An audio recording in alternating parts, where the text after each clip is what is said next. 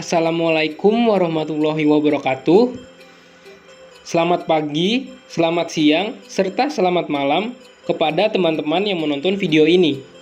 Kami, kelompok 7, akan mempresentasikan hasil diskusi kami dengan mata kuliah Hukum Perikatan Islam yang akan membawakan materi tentang transaksi e-commerce. Jadi, sebelum memulai materi, izinkan saya memperkenalkan rekan-rekan satu kelompok saya. Yang pertama ada Siras Nela Husaimah, kedua Diva Anastasia Dery, dan yang ketiga saya sendiri, Didik Septian Saputra. Untuk mempersingkat waktu, langsung saja kita bahas materi berikut. Definisi jual beli. Jual beli menurut hukum Islam adalah salah satu macam hukum dari bentuk muamalah diatur dalam agama Islam. E-commerce sebagai bentuk perdagangan, sistem jual beli dalam kategori jual beli modern yang menggunakan inovasi teknologi. Menurut pandangan Islam, perdagangan secara umum merupakan perdagangan yang secara nyata, yakni adanya transaksi fisik yang menghadirkan benda dalam transaksi jual beli. Sedangkan e-commerce berbeda. Perdagangan e-commerce adalah suatu model akad dalam suatu perjanjian jual beli yang melakukan kegiatan transaksi pada jangkauan lokal maupun global. Implikasi dari perikatan itu adalah timbulnya hak dan kewajiban yang harus dipenuhi oleh para pihak yang terlibat. Di dalam hukum perikatan Indonesia, dikenal apa yang disebut ketentuan hukum perlengkap. Ketentuan tersebut tersedia untuk dipergunakan oleh para pihak yang membuat perjanjian apabila ternyata perjanjian yang dibuat mengenai suatu hal ternyata kurang lengkap atau belum mengatur suatu hal. Ketentuan hukum pelengkap itu terdiri dari ketentuan umum dan ketentuan khusus untuk jenis perjanjian tertentu.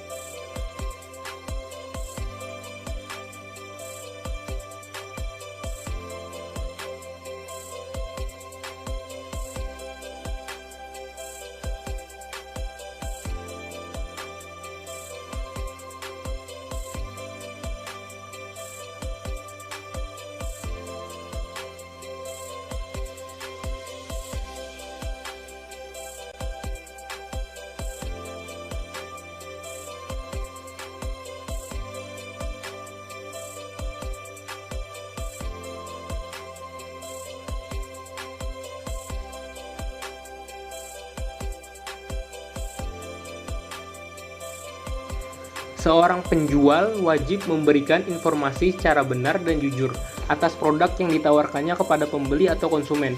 Di samping itu, penjual juga harus menawarkan produk yang diperkenankan oleh undang-undang. Maksudnya, barang yang ditawarkan tersebut bukan barang yang bertentangan dengan peraturan perundang-undangan, tidak rusak ataupun mengandung cacat tersembunyi, sehingga barang yang ditawarkan adalah barang yang layak untuk diperjualbelikan. Seorang pembeli atau konsumen memiliki kewajiban untuk membayar harga barang yang telah dibelinya dari penjual sesuai jenis barang dan harga yang telah disepakati antara penjual dengan pembeli tersebut. Selain itu, pembeli juga wajib mengisi data identitas diri yang sebenar-benarnya dalam formulir penerimaan. Selanjutnya ada akad dalam transaksi e-commerce.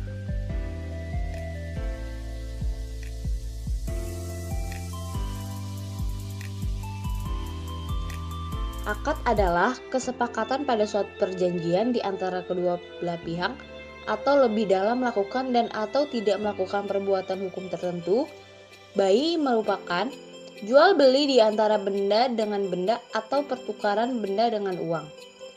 Akad sebagai suatu kesepakatan atau perikatan dalam ketentuan hukum Islam berdasarkan pada keridhoan dan kesesuaian dengan syariat Islam. Menurut ketentuan dalam Islam, ijab dan qabul merupakan unsur penting dalam tiap transaksi.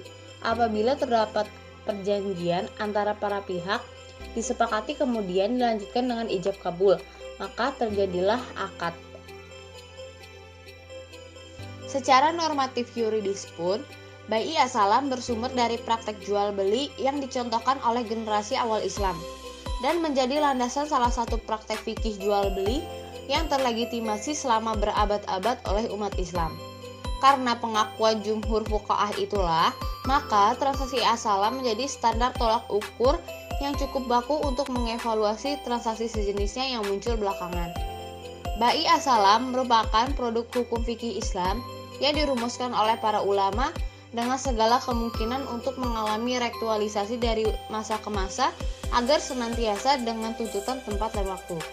Namun, sebagaimana produk fikih lainnya, hukum ini digali dengan menggunakan metodologi ijtihad dari dua sumber utama Mazhadirul Ahkam, yaitu Al-Quran dan As-Sunnah.